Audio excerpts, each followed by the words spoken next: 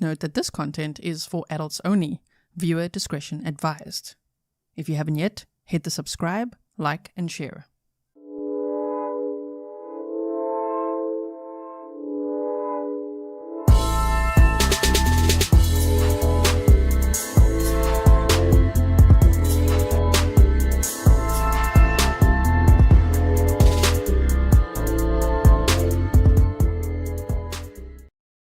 Hello everyone and welcome back to another live stream with me, Grizzly. This is Grizzly True Crime, and today we're going to see the sentencing hearing of Samuel Hochstetler, an Amish teen who we followed the case from the beginning, was charged with aggravated murder and SA and many other counts. And so what happened was the state offered him a plea deal and he accepted it. So he pleaded guilty to count 1, which was the count of aggravated murder. And this happened right before his trial was supposed to start. His trial was going to start sometime this week. If there were going to be cameras in that courtroom, I would have covered it because I followed this case very closely. If you saw part 1 and 2, then so have you followed it closely. If you didn't see part 1 and 2, don't worry. It's all linked for you in the description box. So it's nice to see that, okay, well, he owned up to what he did. He's still got 25 to life, you know what I mean? He got a life sentence, but he's eligible for parole after serving 25 years. So it's like a mega charge still. And he even made a statement, and one that was actually not too bad. You know, you could give him some credit for it. Some, you know, normally defendants. Whoa, if they make pre-sentencing statements, we have seen some absolutely horrendous ones. Like Matthew Paul, Sarah Boone, Donna Adelson. Those come to mind, right? Right off the bat. So, okay, please like and share so others know we are live right now and that I am covering the sentencing. And let me first, wait, before we do that, first, let me show a picture of him just to remind you who we're talking about. This guy. Okay. Here's a quick summary because I don't want to do a full deep dive again because we did that in part 1 and 2. We did deep dives on this case, okay? So nothing much has changed, meaning since then, there's not too much new information besides what we're going to listen to in the sentencing hearing today. Okay, so on March 12th of 2025, it was 28-year-old Rosanna Kinsinger, a member of the Amish community in Meigs County, Ohio, which was a very small, tight-knit community, like 30 to 50 people living there. So this was in Ohio, okay, Meigs County, Ohio. She was found dead inside her trailer home near Rutland. She was only 28 years old, right? She had recently moved to the area from Missouri to be a teacher at school. Grizzly, thank you so much for being a member for 16 months. You said best channel ever. Pleased to have been here for 16 months. Happy Grizzlyversary. Thank you so much. So, Samuel Hochstetler, this guy pictured here, we do not have a picture of the victim because of the strict policies in the Amish community. But we do have a picture of him. We got a booking photo for him. Okay. So, he was then 18 years old and also Amish, and he was later identified as a person of interest. Investigators said that he SA'd Kinsinger and smothered her during the attack by covering her face with a blanket with such force that it dislodged her lower dentures. He was arrested on May 5th of 2025. Then he was charged with aggravated murder, RAPE, kidnapping, and strangulation, along with sexual motivation and sexually violent predator specifications. Okay, so that was a lot. Like, he was really hit with a lot of charges. When we first covered in part 1, he didn't have all those charges, and then suddenly it was like, whoa, bro, you just got hit with all the charges. A key piece of evidence was his detailed confession to the police, and that became a huge issue, which we suspected it would in part 1.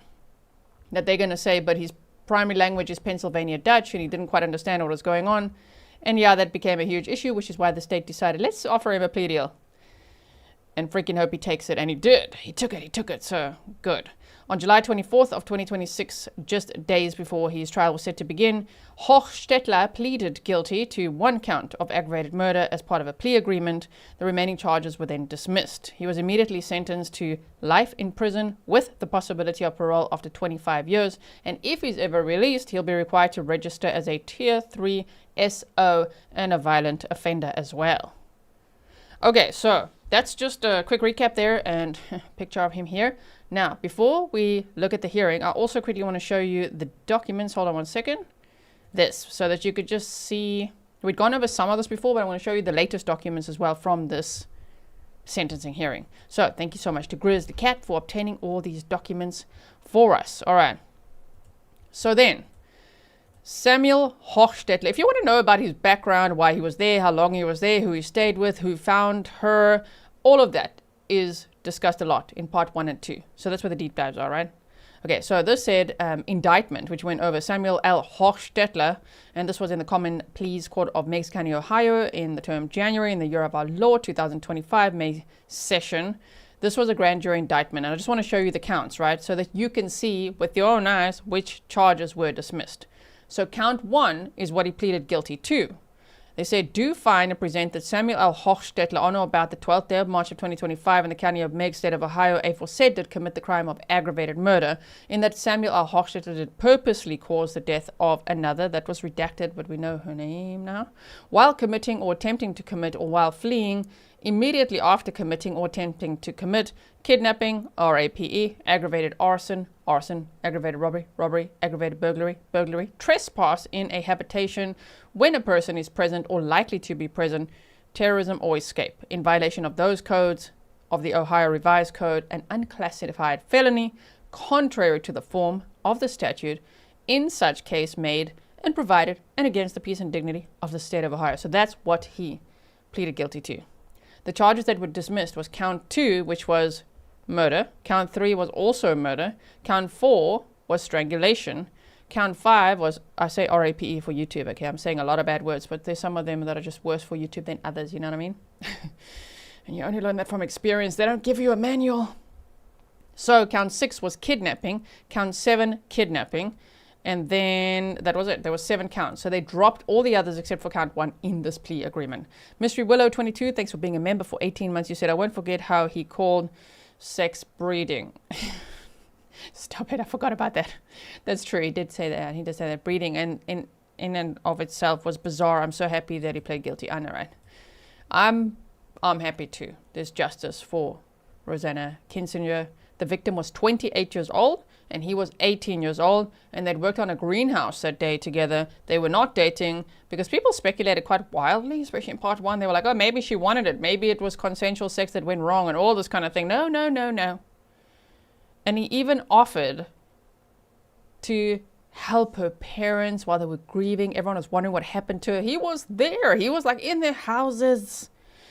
Man, okay, so that was the indictment. The PCA was very short, if you remember. It's like, damn, this information is believed to be true and accurate because Samuel Hochstetler did confess to Sergeant Tracy and Lieutenant Campbell that he did have sexual intercourse with Rosanna Kinsinger and put a blanket over her head during, and when he was finished, he rolled her over and realized she was not alive.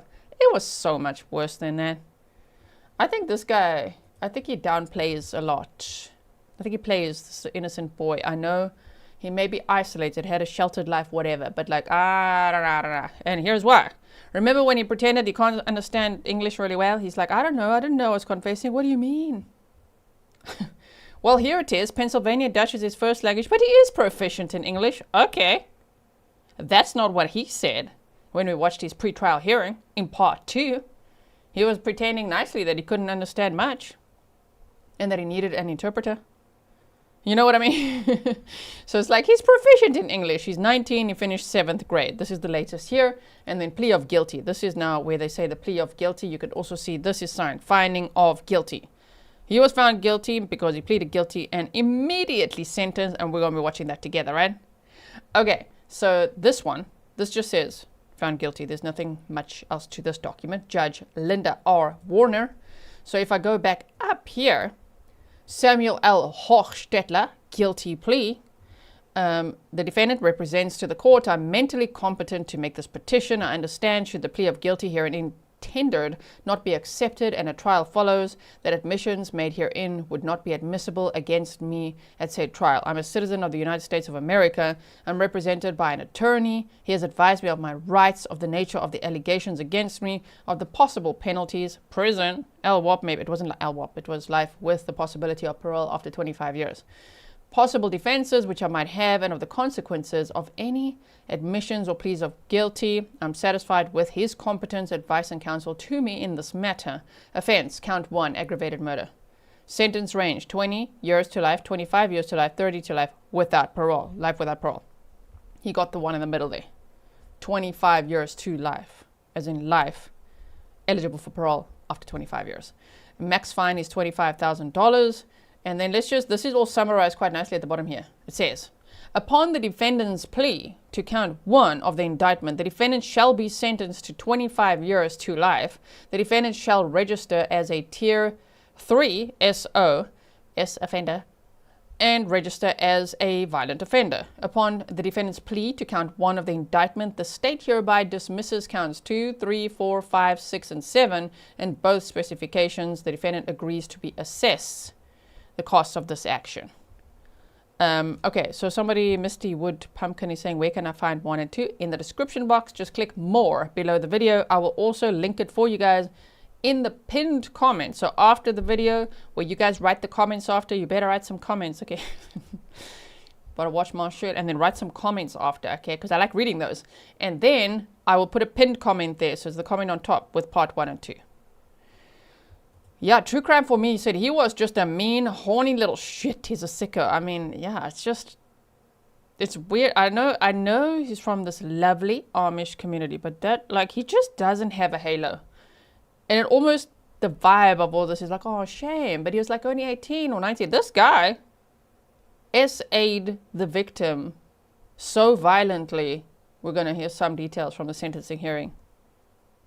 What a terrible way to die. The poor victim. You know what I mean? And it sucks that we can't see a picture of her or know who she is, know a little bit more. We know some. I went through just a little bit that we know about her in part 1. So go check it out, right? But, I mean, this is just absolutely disgusting. It's like, what else would he have done if he wasn't caught? You know what I mean? And I think he's got a bit of a background. Donna Halligan says, G, you are just simply the best. Oh, thank you so much. Okay. So this says, by pleading guilty, I admit committing the offenses. I'll tell the court the facts and circumstances of my guilt. I know the judge may either sentence me today or refer my case for, I just love it, for a pre-sentence report. It was like today. They did it right then and there. You pleading guilty? Really? Okay, cool. Let's sentence your ass right now. I love it when that happens. So it said, I know the judge may either sentence me today. Okay, yeah. So I understand that my right to appeal a maximum sentence, my other limited appellate rights, and that of any appeal must be filed within 30 days of my sentence. I understand the consequences of a conviction upon me if I'm not a United States citizen. Bro, don't do that. Did you guys see, side note quickly, that Tanner freaking Horner's defense is like, we want a new trial because of the publicity and because of all the media attention that his trial got, which was for Athena Strand's case. We want a new trial. Some witnesses were too intimidated to testify because of all those YouTubers. All the media attention. And I'm like, go away. He was sentenced to death. Anyway, so, you know, you just see so many of these. Unfortunately, some trials will probably be redone. Adam Montgomery, Letitia Stach. Alec murder. Ooh, that's hectic. That's wild. That's wild stuff. So, no. Sir, just, we accept that you're saying you're remorseful. Just don't F with the court system after that. Just go away. It says, I have pled guilty and respectfully request the court to accept my plea of guilty and to have the clerk enter my plea of guilty on the basis of the following facts. The defendant stipulates to a factual basis for the court to find the defendant guilty and or the state's representation of the facts on the record, and so it goes. He offers it freely and willingly and all that. We're going to see it now. This was signed by me in open court on this 24th day of July, 2026. Today is the 27th, okay? So we're not far behind this, right? We're just 3 days later, we're watching the whole thing. Okay, we've got all the documents and all. So, there he signed Samuel Hochstetler. And then the attorney for the defendant also signed. And off we go. So, that is what we have there. Right, now, let us bring up the sentencing hearing that I have defluffed for you, obviously. As best I can, okay? So, this was directly from the Meigs County Court channel on YouTube, and I really do appreciate when they have that. I really like that. I love it when courts have their own channels. That's cool. So I'm going to sit myself here. All right. Here's Samuel Hochstetler and his defense team, and here's the prosecutors, and here's the judge down here. Now this black bar that I put at the bottom, I put it there because there's like a scrolling there's scrolling text that the whole time says that you're being recorded and all that, right? But like, I think if I find it distracting, you guys will probably find it distracting as well. Some of you probably, before, I would find it distracting because watching the text go the whole time is like, oh my word. So this is an hour and 21 minutes long. Okay, so if you can't be here the whole time, you better come back and pick up where you left off. Okay, thank you so much for supporting the work that I do by watching my shit. Okay, thanks for the stickers, for joining Patreon, for becoming a member, coffees, whatever. It really goes a long way. As you can see, there's no adverts that's playing in your face every 6 minutes, right? Bella's mom, thank you for your sticker as well. Marley's mom said, oops, I'm late. Well, thank you for being here. Better late than never, right? Okay, so here we go. Have any of the survivors of the victim communicated any objection to the terms of the plea agreement? Okay. My understanding, Mr. Hochstetler, is that you want to withdraw the not guilty plea that was entered on your behalf by your counsel at your arraignment, and now enter into a plea of guilty to aggravated murder. Is that correct? Yes. In order to complete the process, I'll have to ask you a lot of questions. So I first ask you, can you hear me clearly? Yes. If at any point you cannot hear me, you let me know that and I will amplify my voice more. Can you do that? If I ask any question that does not make sense to you for any reason, ask me to restate, rephrase, or to explain the question. Do not answer the question if you don't understand the question. Will you do that? Yes. And this brings me to the point in the proceedings. We had an interpreter prepared for the jury trial in just an abundance of caution. But since we're doing the plea today and you spent a lot of time with him, are you asking that we in any way postpone this to have the interpreter present? Your Honor, I do not believe that we would need an interpreter for the purposes of this hearing. I have reviewed all the plea forms and other associated forms with him, word for word, answered any questions he may have about that and explained those, even that he didn't ask questions about. Thank you for that. Then you understand that you would have had the right to have an interpreter since English is not your first language, but Pennsylvania Dutch is your first language. You understand you would have that right? Yes. Okay.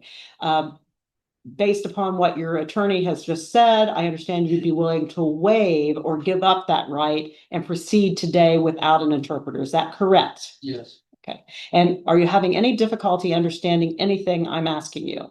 No. If during the hearing you have any questions, whether it's because I said something and I said it in a way that you weren't sure what I meant, like I mentioned earlier, or if it just brings to mind, I want to talk to my attorney before I proceed, just say the word and we will stop proceedings, let you leave the room and speak privately with your two attorneys. So let me know if at any point you need to talk to your attorneys. Will you do that? Yes. And I need you to continue answering all questions out loud with complete and real words, English words, because that's all we understand here, most of us.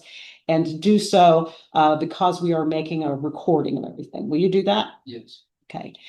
Is there anything preliminary from the state? No, Your Honor. Thank you. From Defense Counsel? No, Your Honor. Thank you. Okay, also, I think he would have accepted this plea agreement where he pleaded guilty to count 1 and they dropped all the others, because I think if he had all the others, it would have been life without parole. So by accepting this plea agreement, if he's now 19 years old, he would be 44 years old after serving 25 years. And we know that sometimes they serve a percentage of that. So he could be less than 40 years old by the time he is eligible for parole and can get out. So that's a good deal for him, you know what I mean? That's probably why, obviously, he would take that, right? Charlie's like, how well he understands now. Yeah, see, I know you watched part 1 and 2 with me because we were like, there's no way. This guy's, he's pretending he doesn't understand a damn thing. And that was a huge issue, especially with a confession. Oh, but now you understand. Okay. Thank you. Mr. Hochstetler, state your full name, including any middle name. Samuel L. Hochstetler. And what does the L stand for? I think it's for Levi. That's what my dad's name is. Okay, and that is spelled how? Levi. Okay, and spell your last name for the record. Hochstetler. Thank you.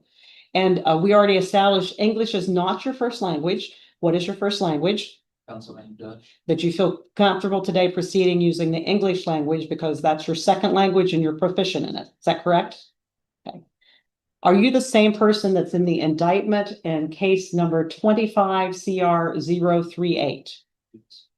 How old are you? 19, What is your date of birth? 247.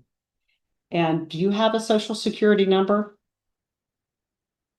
How far did you go in school? 7th grade. Can you read and understand written English proficiently? Yes. And we're going to talk in a little bit about that proficiency, because I think your attorney allowed you to read the paperwork, but he also told me that he went through the paperwork with you word for word. Yes. Is that accurate? Okay. Have you ever served in the military? Are you a citizen of the United States? Yeah.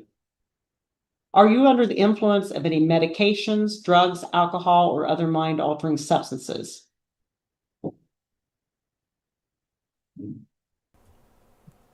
A shame. Coffee doesn't count, dude.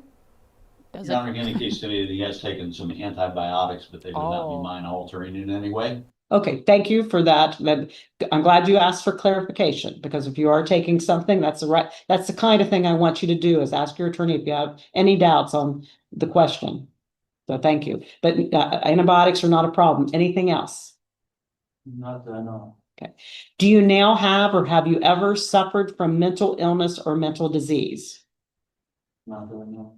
Are you presently under any type of probation, community control supervision, on paper or post-release PRC? No. Has anybody threatened, coerced you, or made you enter into this plea of guilty? No. Has anyone promised you anything at all if you enter into the plea of guilty? Okay, nobody's promised you, because you're going to hear later, I'm going to say this again, that you understand that you've made a plea agreement, but the court's never bound by the plea agreement. That's why I asked that. Nobody's promised you anything, but there's no reason to think I won't do that, but just so you. Your Honor, the only reason for a hesitation there was just because the promise of the recommendation in agreement of the prosecutor as it's outlined in the plea agreement. Okay, that's the only thing you're relying on, that you believe that I would go along with what your attorney has helped you work, your attorneys have helped you work out with these attorneys for the state. Yes. Okay. I'm going to ask the state to now explain on the record what they believe they would be able to prove if the matter went to trial, and what the plea negotiation results are. Before I ask Mr. Stanley to do that, assuming he's going to do it, do you want to do it from up here so they can hear you better, or you think you can amplify your voice good enough? It's either way is fine. Oh, I don't want to be on the stand. Okay. No, I want to stand. Come on. Yeah, right. He's had me on the stand Get on the before. He has, okay.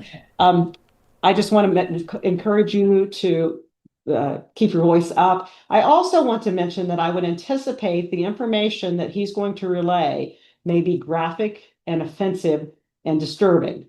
And because I Yep. see some young people here, and or people that, might not typically hear some of the language and information that will be shared in a moment, I want to caution you, if you don't want to hear that now would be the time to leave and come back in. It's totally up to you, but I just don't want anyone to be shocked, because I would anticipate, given the nature of this charges, the information will be very disturbing. With that, go ahead. Yes, Your Honor. Okay, so now the state will obviously outline their case before he gets sentenced, right? The state goes, the defense goes.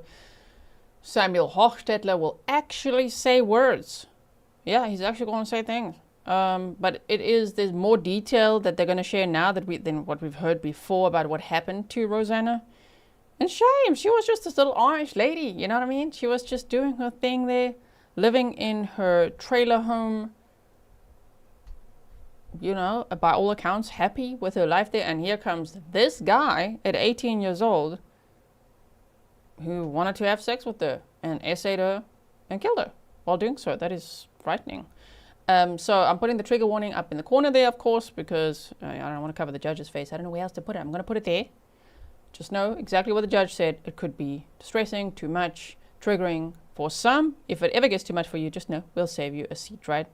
Kristen Vasquez said, why so many officers in the back? I don't know if are they all officers? There are quite a few officers in the back. I'm not sure. I don't know. Okay, so here we go. Thank you. The state believes that if this case were to proceed to trial, be able to prove beyond a reasonable doubt count 1 of the indictment, which is the aggravated murder count. Specifically, that the defendant did purposely cause the death of Rosanna Kinsinger while committing rape, kidnapping, or both, a violation of section 290301B of the Revised Code, an unclassified felony. The remaining counts of the indictment, if convicted at trial, would merge with the aggravated murder conviction for purposes of sentencing. Nonetheless, the state believes to be able to prove each of those offenses at trial as well. Relating to count 2, the murder, the state believes to be able to prove that the defendant purposely caused the death of Rosanna Kinsinger. Related to count 3, also murder, the state believes to be able to prove that the defendant caused the death of Rosanna Kinsinger as the proximate result of committing an offense of violence that is a felony of the 1st or 2nd degree. As it relates to count 4, the strangulation count, the state believes to be able to prove beyond reasonable doubt that the defendant knowingly caused serious physical harm to another by means of strangulation or suffocation. As it relates to count 5, the rape count, the state believes that they would be able to prove beyond reasonable doubt that the defendant knowingly engaged in sexual conduct with another when the defendant purposely compelled the victim to submit by force. Count 6, the state first kidnapping offense, the state believes it would be able to prove beyond reasonable doubt that the defendant did by force restrain the liberty of Rosanna Kinsinger to facilitate the commission of a felony. And finally, count 7, the 2nd kidnapping offense, the state believes to be able to prove that the defendant did by force restrain the liberty of Rosanna Kinsinger to engage in sexual activity with the victim against the victim's will. Now, the evidence in this case will show that the defendant restrained the victim's liberty to facilitate the commission of a felony and to engage in sexual activity against the victim's will, and that the sexual activity was sexual conduct in which the defendant purposely compelled the victim to submit by force, that the force was a strangulation offense committed by the suffocating the victim, which that, along with positional asphyxia, caused the victim's death purposely, and that the death was a proximate result of the commission of a felony of the 1st or 2nd degree, and the purposeful death of the victim was caused while the defendant raped the victim. Thus, the state believes that all convictions would merge with the aggravated murder conviction for purposes of sentencing, and it is therefore appropriate to proceed only on the aggravated murder conviction and dismiss the remaining counts, as the ultimate sentencing range remains the same, and the defendant is still required to register as a violent offender and as a tier 3 sex offender, since the aggravated murder was committed with a sexual motivation pursuant to Revised Code section 2950-01. This indictment was built around the lengthy investigation of law enforcement, evidence gathered by local and state law enforcement, medical professionals, and forensic scientists, along with the defendant's reported admissions, which were central to the decision to proceed on these specific counts. The portion of the defendant's reported statements that contained his admissions was suppressed, which left the state's case largely circumstantial, but the state believes it nonetheless would be able to prove each element of each of these offenses. The state believes that the evidence would show that this was not an accident. This was not a heart attack. This was not a death by natural causes. The defendant and Rosanna were not courting. They were not dating. They were not together. They were not seeing each other. They were not engaged in a casual sexual relationship. They were not romantically involved, and there was nothing romantic about this encounter that happened on March 12th of 2025. The defendant and the victim did know each other, but they did not know each other well. Rosanna moved from Missouri to Dye Road, which is in Meigs County, Ohio, a number of years ago to be a school teacher in that community. She moved by herself, leaving her family behind. She taught school there for 2 years before returning to Missouri briefly. Soon thereafter, she came back to the Dye Road residence, where she lived ever since in a trailer on the Troyer property. While there, Rosanna did farm work, made baskets and soaps, and did other things to make a living for herself. She did have Shame, you know, she was making baskets and soap. She was teaching for a bit. Her family was in Missouri. She went there a bit, as you just heard. You know, just living her life, doing her thing. And then this Samuel Hochstetler came along from a different community.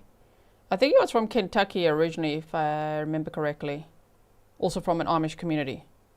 And sometimes they will move from one community to the other, especially maybe to find a wife.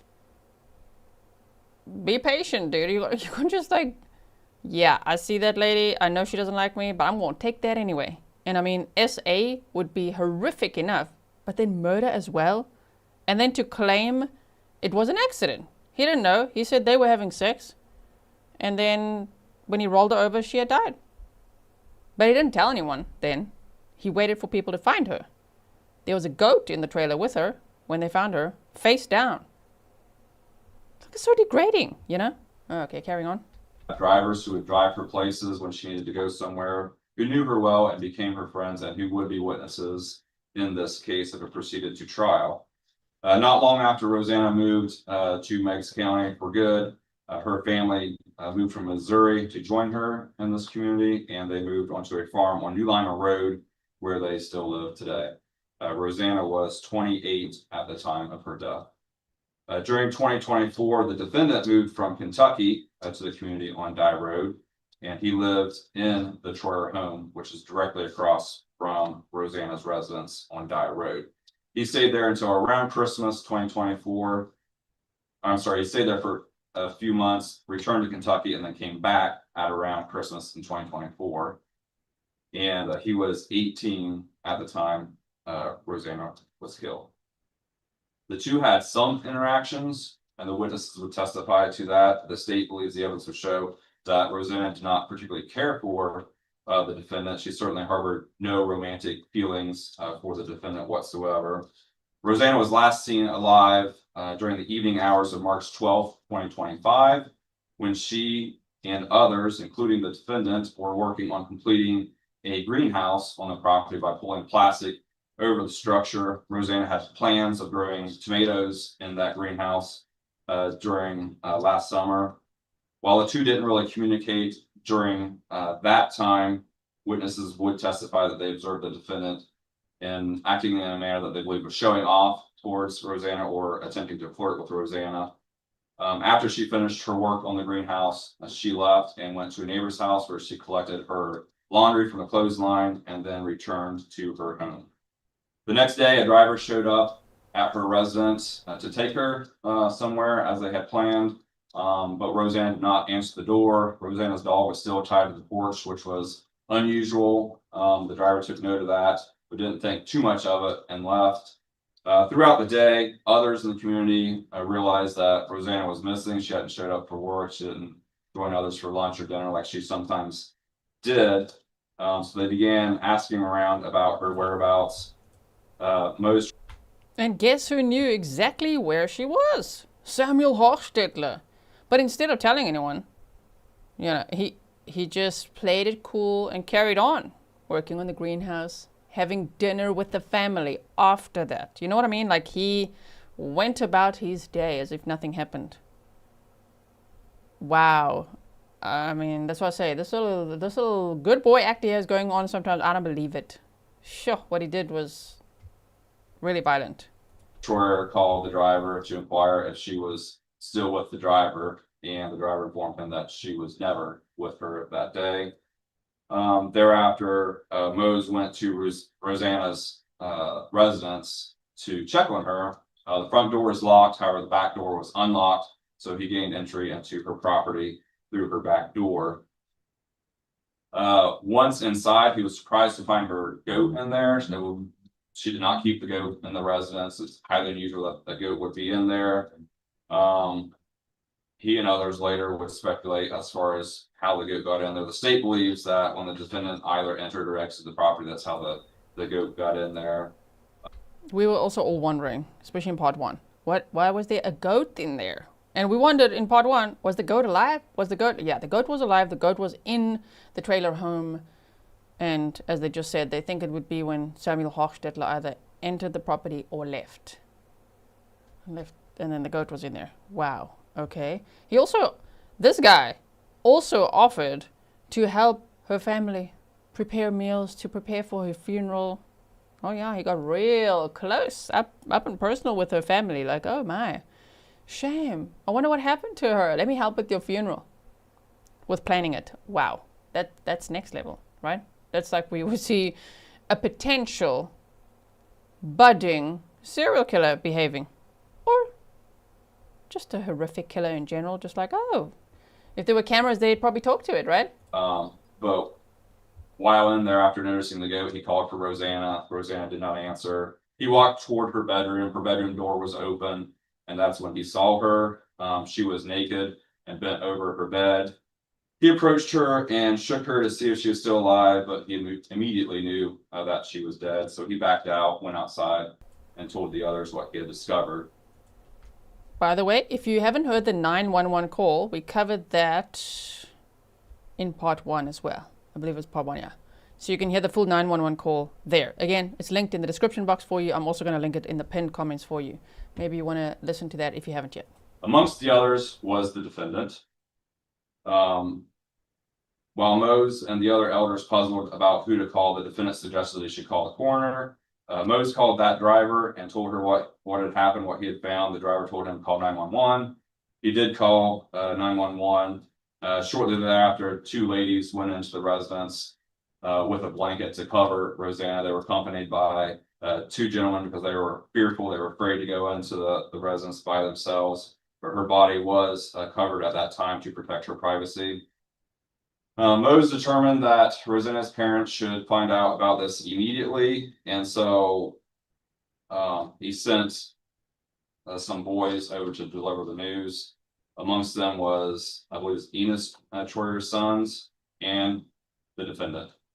They traveled by buggy to the Kinsinger farm, approximately 2 miles away, and when they arrived, the defendant took it upon himself to be the one to tell Rosanna's father that Rosanna had died. This, of course, was a horrific shock to Rosanna's family. After some time, the defendant and the other boys returned to Dye Road, and shortly thereafter, Rosanna's parents traveled to her residence. In the meantime, Sergeant Trey Wallace of the Meigs County Sheriff's Office arrived at Rosanna's home. When he inspected the scene and Rosanna's body, he immediately believed it to be a suspicious death. He and an EMT on scene did a cursory examination or inspection of Rosanna's body. They removed the blanket that the ladies had placed upon her. Again, she was bent over the bed. Okay, now some of the details are quite graphic, so just know that. Trigger warning for that, right? She was nude. She was face down, chest down. She had her bra pulled up with, at that time, one of her breasts exposed, but later they determined that both of her breasts were exposed. Her underwear were at her feet. Her dress had been wrenched off of most of her body, but her left arm still remained in the sleeve. A foamy mucoid fluid emanated from her nose and had coagulated. Blood had trickled down her leg and poured at her feet, along with urine. Lividity and rigor mortis had set in at that time, and the decomposition process had begun. Due to the suspicious nature of Rosanna's death and Sergeant Wallace suspecting a sexual assault at that time, Sergeant Wallace contacted Sergeant KJ Tracy with the Major Crimes Unit to take over the investigation. Susan Mansfield, who was an assistant coroner, arrived. She too believed that Rosanna's death was not only suspicious, but an apparent homicide, and she also readily observed signs of what she believed was a sexual assault. When Sergeant... I've got just a few pictures here for about 2 minutes because they switched to a really strange view.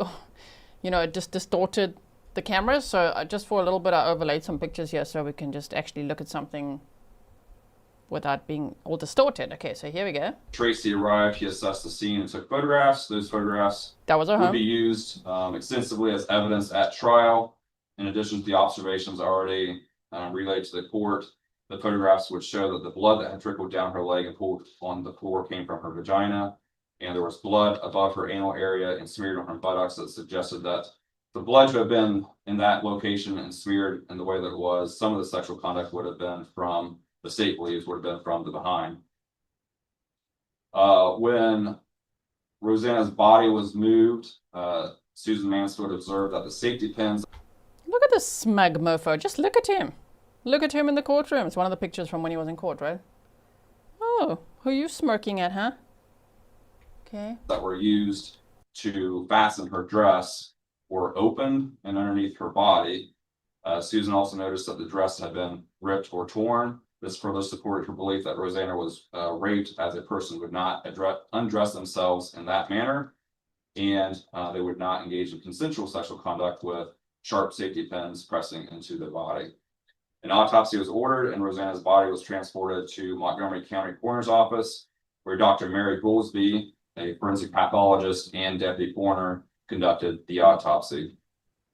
A postmortem toxicology was also performed by Dr. Matthew Jahasik, who is the chief forensic toxologist. but those findings were insignificant and non-contributory. The autopsy revealed that there were no significant acute traumatic injuries on the body, but while there were early signs of post-mortem putrefactive decomposition, conditions of the body still supported the finding and conclusion that this death was caused by positional asphyxia. Those factors supporting that conclusion included vascular congestion of the head and neck, which can be caused when an external force cuts off the blood flow and blood cannot flow out of the head and neck to the rest of the body, pulmonary vascular congestion and bilateral edema and bloody purge fluid in the lungs, which can also be caused by asphyxiation. Probable petechial hemorrhages of bilateral conjunctive, which means that the capillaries in the eyes ruptured due to pressure exerted on the body. But Dr. Goldsby did acknowledge that the conjunctive bleeding could also be a post-mortem vascular leakage. However, petechial hemorrhages do not have to be caused by strangulation, as a lot of people think, but can be caused by asphyxiation. So the finding that there were no injuries to her face or to her neck does not mean that that was definitely post-mortem vascular leakage instead of that petechial hemorrhage. The foamy mucoid fluid emanating from her nose, and the doctor's study of the crime scene photographs of Rosanna face down in the bed, bent over the bed, and in an unusual position for a natural death. One would think that she would collapse to the floor, but not an unusual situation for someone to die with positional asphyxiation as a cause of death. So you can hear by everything they're describing, it was much worse than what he said, or what he confessed to. He did make it sound like what? We were flirting with each other a little bit, and that it was somewhat consensual, and that it was just a mistake. That she just got smothered in the process of all that. And like, no, you can hear from this evidence, it was far more violent, much worse, and it was SA and strangulation and all of that they've just described here. Due to that post-mortem decomposition, determination of some of the purple red discoloration was somewhat difficult for the doctor. However, lividity was clearly demonstrated, and within that lividity there were darker purple marks that emerged on her breasts, which could have been either bruising or tardieu spots, which are similar to petechial hemorrhages in that they are caused by rupturing capillaries, which can be caused by asphyxiation. An internal examination of those areas revealed that there was internal bleeding, which would support the suggestion that that was a hemorrhage as opposed to merely a bruise. The doctor found that she did not find any heart issues. She did have vaginal and anal swabs collected for DNA analysis. And again, her opinion was that the cause of Rosanna's death was positional asphyxia. Additional photographs taken by law enforcement prior to Rosanna's funeral showed large bruising on her thighs and knees, which the state believes were at the approximate height of the bed rail when compared to the position in which her body was discovered. Additionally, and of importance, would be testimony from two of the ladies who would indicate that the next day when they removed the bedding from Rosanna's bed and shook out the blanket, her lower dentures fell out of the blankets. Her upper dentures were found at the scene on a dresser, but the lower dentures fell out of the blankets. The night Rosanna was found, most people couldn't sleep or couldn't sleep well. Testimony would indicate that the defendant seemed to sleep easily and woke up the next morning as if nothing had happened and continued about his day in the same. Bro, this guy, the whole community, everybody was in distress. They could not sleep well, except the defendant. He slept just fine. Wow. I don't know how they know that. I guess they're basing it on observations, because he lived just across the road from the victim, Rosanna. And he lived with a guy who found Rosanna's body. And all this time, like, he was in that guy's house. He knew exactly what happened to Rosanna. You know, the guy who called 911, that's who this defendant was staying with. And the defendant was just like, oh, let me just comfort everyone, help them. Let me have a really good night's sleep, and then I'll just carry on with my work tomorrow. Okay. Manner. The state thinks that aside from raping and murdering Rosanna, perhaps the most cruel thing that he did happened next when he volunteered to go to the Kinsinger farm to help them with their chores and to prepare their barn for her funeral. He not only helped, but he was a welcome guest in their home. And he wasn't just a guest during the day, he was a guest during the night. He spent the night, Friday night, Saturday night, and Sunday night, after he had killed Rosanna. Rosanna's parents and siblings had no idea that they had Who does welcomed her that? murderer into their home and that he was right there with them the entire time that they mourned her loss. Afterwards, That is sick. Who does that? Besides a killer, right? Killers do that. You're gonna go and stay with her parents and offer to help with chores. Oh my word, that's calculated. Very calculated, very sadistic. Wants to see them suffer, I think. It just, the fantasy goes on for him, in my opinion. What do you guys think, right? Wow. defendant attempted to play it cool for some time, but suspicion eventually caught up with him. Some of that suspicion would be testified about, including his lack of focus while at work, which was noticed and deemed to be odd and suspicious. His sudden plan to move back to Kentucky with either Mennonites or other ex-Amish folks, which was quite suspicious, especially due to the timing. And he had asked another what would happen if someone had killed someone and wondered if a sheriff's deputy would come out and shoot that person. So the sheriff's office was called, and these suspicions were relayed to investigators. The defendant's name had been given to investigators earlier on as a possible person of interest from the community. So he was briefly interviewed early on in the investigation. However, this new information helped lead to a search warrant for the defendant's DNA. Sheriff's deputies went to the sawmill where he was working and asked if he would accompany them back to the sheriff's office so they could collect his DNA, and he agreed to do that. While at the sheriff's office, in addition to collecting that DNA, they did interview the defendant. He eventually, after much questioning, caved and said, "When I did it, I wasn't feeling good." The remainder of that interview, as we know, was suppressed, but the portion of the interview that was not suppressed contained many lies, specifically relating to him lying about being in Rosanna's house. We know that those were lies because of the DNA test results. The DNA test results came back showing that his DNA was inside Rosanna's vagina and anal cavity. Specifically, the results indicate vaginal swabs. Samuel Hochstetler, the estimated frequency of occurrence of the DNA profile in the sperm fraction is rarer than 1 in 1 trillion unrelated individuals. Rectal swabs, Samuel Hochstetler, the estimated frequency of occurrence of the DNA profile and sperm fraction is rarer than 1 in 1 trillion unrelated individuals. These figures are obviously based upon the national database that they use to compile that. So the defendant's DNA proves that he was the person who engaged in that sexual conduct with Rosanna. Her injuries, the condition of her clothing, the scene, all indicate that this was a rape. This rape occurred while Rosanna was being suffocated and asphyxiated. To be suffocated like that, her liberty had to be restrained. We believe the evidence would show that the defendant either held her face in the blankets or covered her face with the blankets with such force that he dislodged her lower dentures, while also applying such weight or force on her torso that she could not only not breathe out of her nose and mouth, but could not expand her lungs to be able to breathe, and therefore died from positional asphyxia.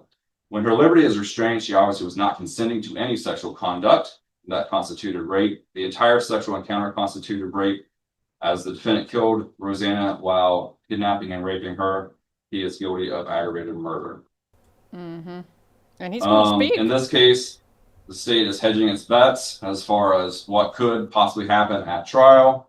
That's why we're making this offer for him to plead guilty to the aggravated murder with a recommended sentence of life imprisonment with possibility of parole after 25 years, as opposed to life without parole that the state would seek and expect if convicted at trial.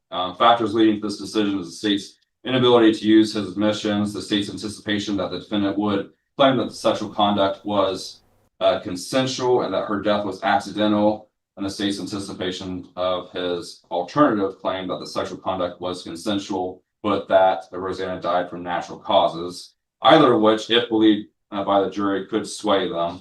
The defendant, to help with that, hired an expert witness who provided a report, and if the jury believed her testimony, they could believe that her death was something other than a homicide. The state's quite confident it would be able to discredit that report and show that her death was a homicide.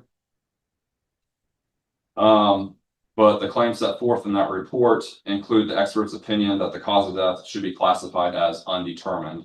The expert claimed that there was evidence suggested that Rosanna had a genetic heart condition that was not confirmed by any testing, would have to be confirmed while a person's living by MRIs and things like that, or by genetic testing, which could have been done after a person has passed away. That was not done in this case. The expert would indicate that that led to a fatal heart attack while engaged in sexual conduct.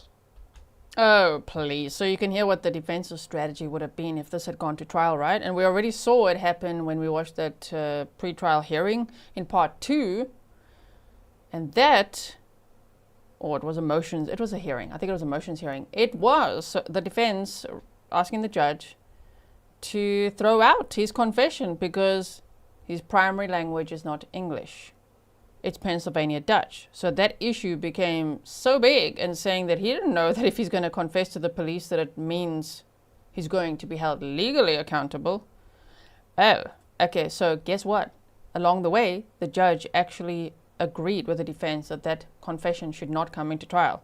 So that would make the state's case very difficult, which is why they're explaining, that's why they offered this plea deal, right? This plea agreement. So he pleaded guilty to count 1, which was aggravated murder, and all the other counts were dropped.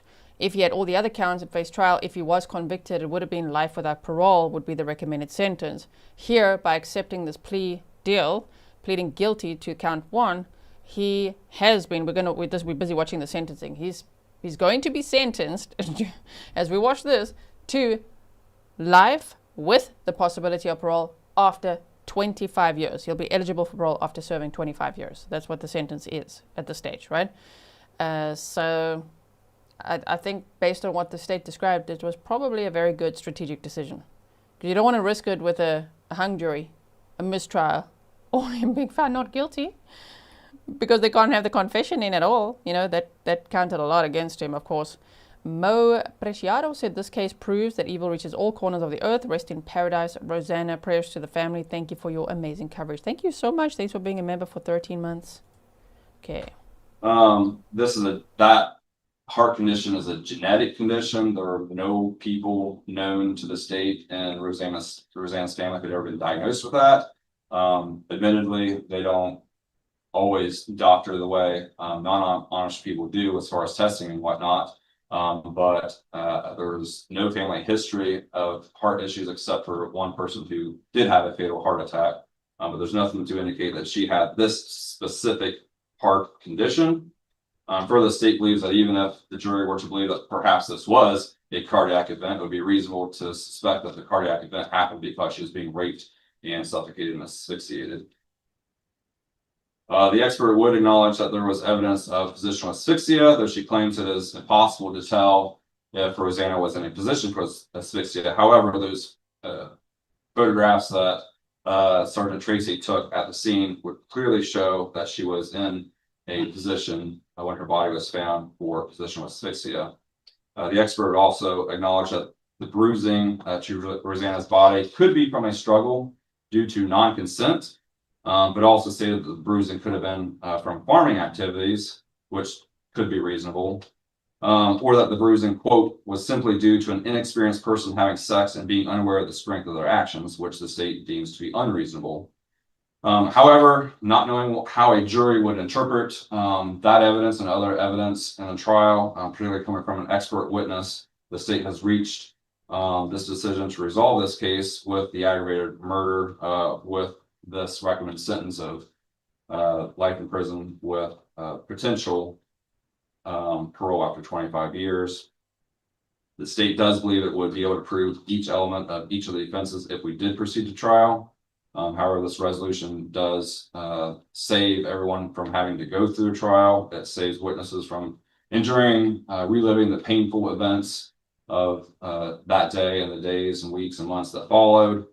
It preserves Rosanna's dignity, respect, and modesty, and is in line with what I believe are the desires and wishes of Rosanna's family and their community at large. So again, this resolution does include the defendant pleading guilty to aggravated murder.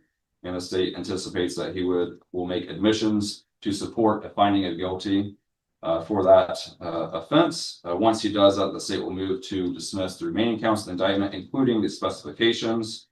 In addition to the prison sentence, the defendant would be required to pay court costs and register as a tier 3 sex offender and a violent offender. So you would not be dismissing the specifications, he would be admitting those in order to be, or not challenging those in order to be registered as a sex offender as well as a violent offender. No, so I believe he can be required to be a registered sex offender based upon his conviction of aggravated murder, with it being an offense committed with a sexual motivation. And the aggravated murder is specifically defined as a violent offense. Okay. So the state's position was that we would dismiss all the counts as well as specifications. Okay, that's fine. And no objection. And you believe he nevertheless, and you stipulate nevertheless, he would be required to register as a sexual a predator as well as a violent offender. He would be required to register as a. Okay, quickly pausing because the defense talks for quite a bit here. Simply, Lolly said, well, no one wants charges to be dropped. Remember, it only takes one juror to cause a mistrial, so rather have him for 25 plus years than have one juror swayed. And then have to do it all over again and maybe get nowhere, right? I think it was a good strategy in this case, even though they had DNA evidence. There was all this, without the confession, with him saying, oh, but it's consensual, or maybe she, went into cardiac arrest or something. Like, what? No, let's not muddy the waters there. So I'm okay with this outcome. How about you guys? Caroline said, assuming there was DNA indicating he did it, it seems the confession is just icing on the legal cake, right? And Evangeline Light said, eligible does not mean he will get out in 25. Exactly. It also depends, how will he behave in prison? How's that gonna go, right? Section offender. Offender, The sex not offender. predator. Yeah. And also as a, under the violent offender registry for a period of 10 years. 10 years. As a tier 3 sex offender for the remainder of his life every 90 days. Okay. According to the requirements of the information that must be provided in the form that I'm sure going to address in a few moments. That's correct. You have anything else to add to the For plea? your sake, maybe fewer moments than what it may be with Mr. Stanley's rendition of things. As he alluded to in towards the end of his remarks, either implicitly or just basically alluding to them, had we gone to trial in this matter, there would be many facts that he had presented that we believe that called for conclusions and presumptions and assumptions that we would have been contested. I'm not going to go through a litany of what those would be and that sort of thing, given the nature and the sensitivity of this case, in particular for those in attendance, and particularly the family of Ms. Kinsinger. This was certainly a tragic, horrific incident, and they've sustained and suffered a lot of pain and mental anguish and suffering that certainly no parent or no brother or sister would ever choose to go through. But the important thing is, for purposes of this plea, while again there were many things that we would have challenged in the course of the trial, nevertheless we would stipulate at this point in time that there were sufficient facts to prove each essential element of the crime of aggravated murder to support this plea. In essence, Mr. Hochstetler does admit that he had purposely caused the death of Rosanna while committing at least kidnapping through the course of the strangulation, or probably more appropriately defined as smothering, and that smothering was done as a result of his fear, his lack of experience, but with, as required under the element of defense, with the purpose to cause her death, as approximate cause of that smothering. Okay, that he knew that in putting a blanket over her face, that it could, under the circumstances, likely cause her death, which would be sufficient, I think, to meet the elements of the offense as outlined in the count 1 of the indictment, and that which he is pleading guilty to. I would indicate that in speaking with him, that he has a great amount of remorse and sorrow for what took place on March the 12th of 2025. That was never his intention, and it was never indicted indicating that there was any prior calculation, sign, or prior purpose to do any of these acts. Other than that, he would admit that he had gone to Rosanna's trailer with the intention of having sexual relations with her. That was No. I understand what the defense is saying, but he wasn't going there with the intent to have sexual relations with her. He was going there to rape her, okay? That's it. That's the plain language. Let's just say it as it is, because she was not interested. As we heard earlier, others had seen that he was trying to flirt with her, and they were, working on that greenhouse and all that. She was not interested in him. So, yeah, he's not going over there for sexual relations, okay? He's going there to SA. And even, as the defense attorney just said, he knew that covering her face with her blankets while it's essaying her would probably kill her. And then on top of that, when he does all of that, never changes his mind, actually does it. Then you sleep well, next morning you're just back to work, and then you offer to help her parents. Shame, I'm so sorry to hear what happened to her. Wow, it doesn't tell anyone until they find her, and it's like, until her body's found by the community, and then it's like, oh my, let me just help you guys out. This is terrible. I don't know what happened. Wow. And here it just sits like this. I know he's probably instructed to not, show much, do much, whatever. But the thing is, he doesn't look remorseful to me, and he's gonna say words. We're gonna see him make a pre-sentencing statement about how very sorry he is. Well, it's too late for that. I don't think I believe you.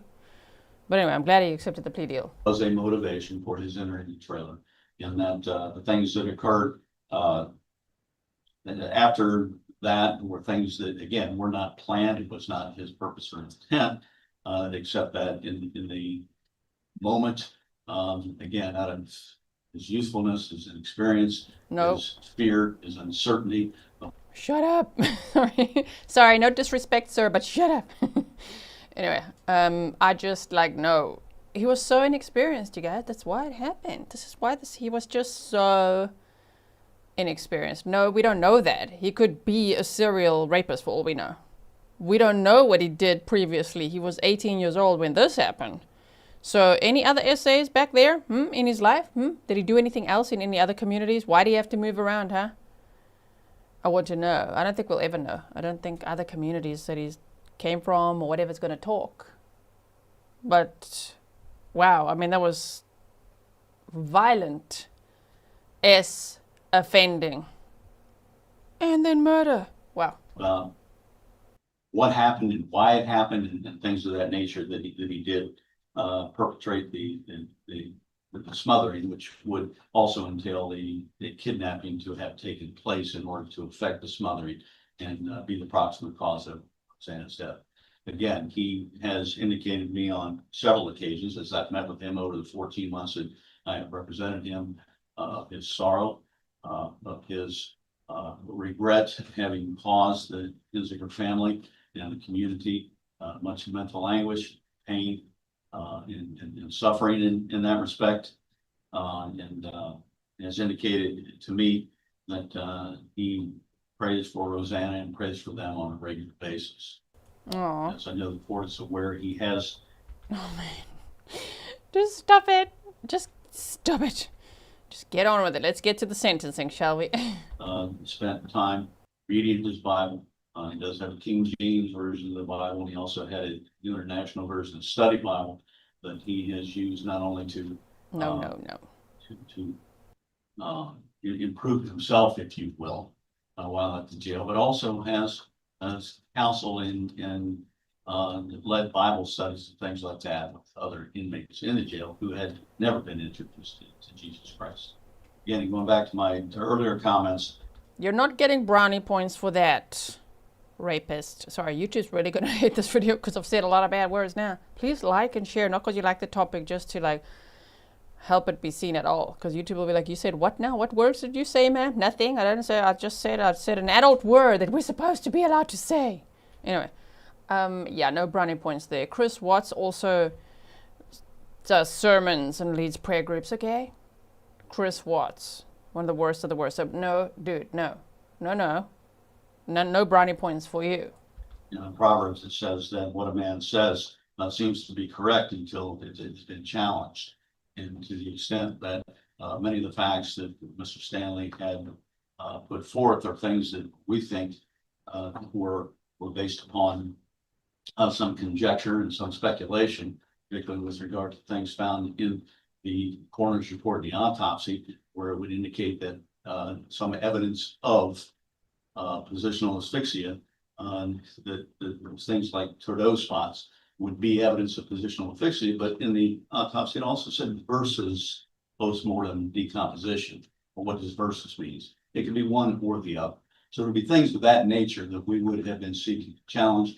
There would be things of the nature of the statements made by some of the witnesses that we don't think would have been entirely credible in the context of this case. But nevertheless, we do stipulate there's sufficient evidence to support a plea of guilty to the charge of aggravated murder and the elements of the offenses outlined in count 1 of the indictment. Again, these would not be pleading to either of the specifications, but we also would stipulate that he nevertheless would be deemed someone who needs to register on violent offender registration, violent offender registry, and also as a tier 3 sex offender. Thank you. I believe that addresses. It does. Thank you. We'll certainly ask for much more information from him directly, as you know, later in the plea. Sure, thank you. Thank you. Mr. Hochstetler, the state has read into the record and your attorney has responded to that reading. Did you hear what was said? Yes. Is that the same information your attorney discussed with you before a hearing? Yeah. Was anything different? I don't think so. Was anything missing? Do you have any questions about the recommendation? That is the recommendation for what your sentence would be if you in fact plead guilty to aggravated murder. Certainly. Then push that microphone away. Hey. Don't let them hear us now. Okay.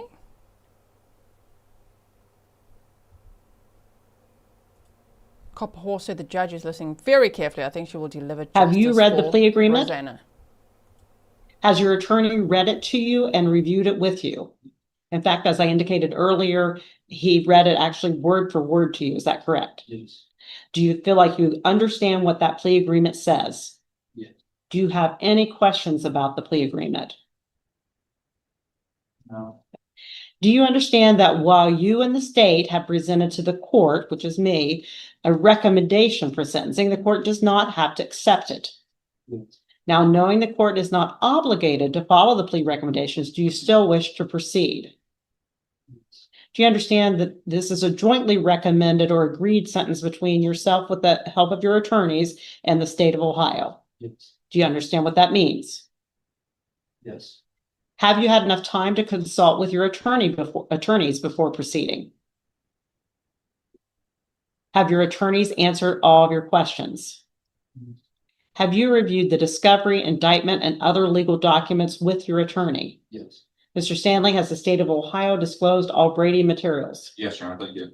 Mr. Hochstetler, are you satisfied with your attorney? Yes.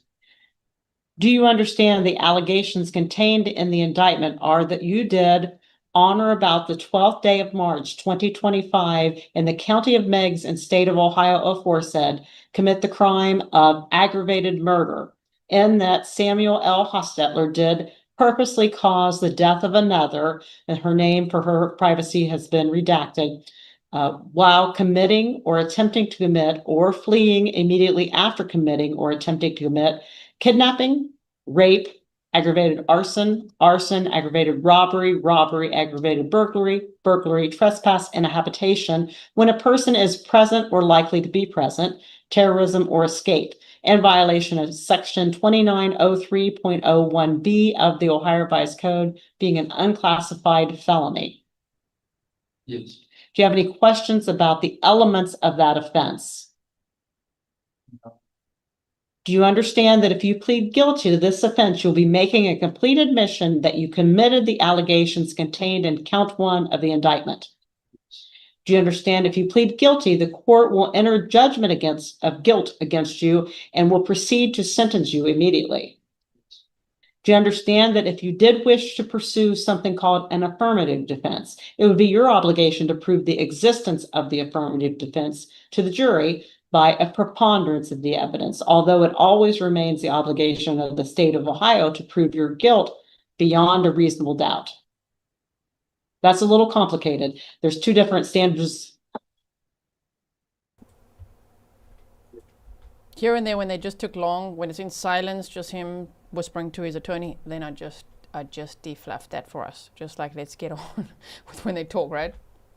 Do you want that explained by the court, or you believe your attorney has explained it and now you understand it? Yes. There are different burdens of proof for what compared to what you would have to prove for an affirmative defense. It's much lesser burden of proof compared to what the state has to prove before you can be found guilty of something as serious as aggravated murder, which has to be beyond a reasonable doubt. Yes. He indicated he understands that based on my explanation. Okay, good. Do you understand that by pleading guilty, you're waiving your right to appeal any adverse evidentiary or other pretrial rulings? Yes. Do you understand that by pleading guilty, you're waiving your right to have any pending evidentiary motions ruled upon? In other words, if there's other motions out there, but we've not had hearings on them, you're waiving your right or giving up your right to hear those motions. Yes. Do you understand the penalties that can be imposed for this offense, being aggravated murder and unclassified felony, would be life with the possibility of parole after serving 20 years, life with the possibility of parole after serving 25 full years, life with the possibility of parole after serving 30 full years, or life without the possibility of parole and or a fine of up to $25,000. Do you understand that by pleading guilty to aggravated murder, the court is required, or it's mandatory, that you would be sentenced to a term of incarceration within those ranges? In other words, if you plead guilty, you know you're going to prison. It's required. Okay. Do you understand Yes. that you're not in any way eligible for a community control or probation sentence? Yes. Do you understand you also would not be eligible for things like a judicial release or other early release programs? Yes. Is there any restitution sought? I didn't see anything in the paperwork. No, Your Honor. Mr. Hochstetler, do you understand, unless waived, the court will order you to pay the court cost? Yes. Do you understand that your plea cannot be accepted by the court unless you understand you're waiving important constitutional rights? The constitutional rights.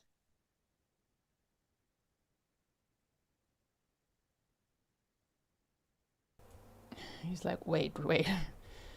It's good though that he pauses and they go over it so that, I don't know, I think that will make Yes. Do you understand? less room for error, or no room for error, because they're going over it step by step, right? Okay. And you have the right to a trial by a jury of 12 people. Do you understand that all those jurors would have to agree that the state of Ohio has proven your guilt beyond a reasonable doubt before you can be convicted?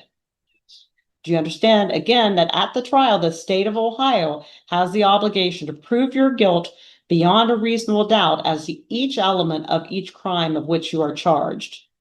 Yes. Do you understand you have the right to the assistance of counsel or attorneys at your trial?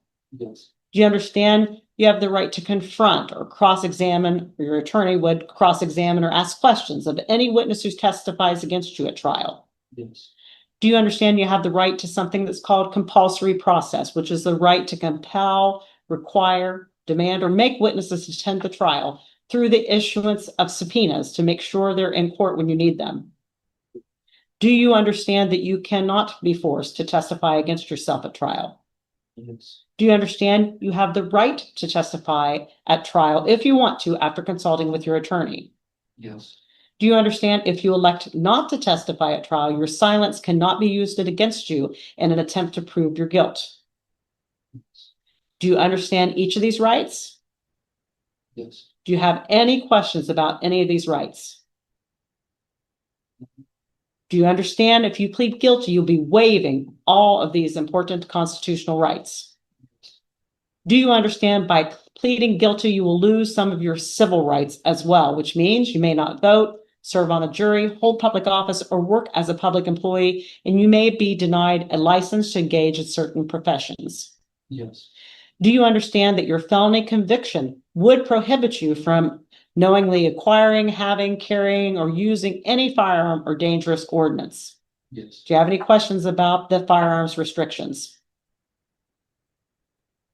Okay. Do you understand, based upon your conviction, you would also not be eligible for an expungement or sealing of your record later? Do you understand, with regards to some of these civil rights, that specifically your right to vote will be suspended during any period of incarceration, but would be restored upon release from confinement if that happens, even if you are still on parole, post-release control, or community control? Do you understand, however, that voter registration is canceled upon conviction and you would have to re-register before you could vote? Do you understand your right to serve as a juror or to hold public office are not restored unless or until you receive a final release from the adult parole authority or have completed all post-release control or community control sanctions? Yes. Do you understand that you would be prohibited from circulating or signing any nominating petitions, voter registrations, applications, or ballot initiative petitions? Yes. Do you understand each of these civil rights consequences? Do you understand that if any fine, court cost, restitution, or other financial sanctions ordered in connection to this conviction remain unpaid, the state of Ohio may place a block on your ability to register a motor vehicle or transfer its title in an attempt to have the amount owed paid in full? Yes. Do you understand that if you hold any professional license in Ohio, including but not limited to a license to practice medicine, nursing, law, pharmacy, social work, counseling, teaching, or to serve as a peace officer, this conviction would be reported to your licensing board and may affect your ability to keep such a license? Yes. Don't worry, he doesn't have that. Many of these questions they go on and on, right? We're watching the whole sentencing hearing. I've defluffed what I could, okay? We're 48 minutes in. It's an hour, 21 minutes long. That means we have like half an hour to go, right? And at the hour mark, this is at 48 minutes, 1 hour and 2 minutes, he talks. That's when he makes his statement. So I'm looking forward to watching that with you. You understand that a plea of guilty constitutes a complete admission and that the facts you are admitting today could be used against you in a subsequent civil lawsuit brought by the victim's family? Yes. Do you understand the victim's family retains the right to sue you separately in a civil trial for compensatory damages, including medical bills, property damage, lost wages, and pain and suffering, punitive damages for intentional, malicious, or egregious conduct? Any restitution in the court order does not prevent the victim's family from seeking additional damages in a civil action. Do you understand that? Do you have any questions about the civil liabilities? Do you understand, as has been discussed, you're going to be required to register as a sexually oriented offender under Tier 3 of the sex offender registration? Yes. Do you understand that depending upon the classification, you will have certain registration requirements and continuing verification requirements and rules based upon that classification status under Ohio Revised Codes Section 2950.01D and 2950.02S? Yes. Do you understand that once you're classified, you will have registration and continuing verification requirements at intervals based upon your classification status? Yes. We're going to read that form to you in just a little bit in detail.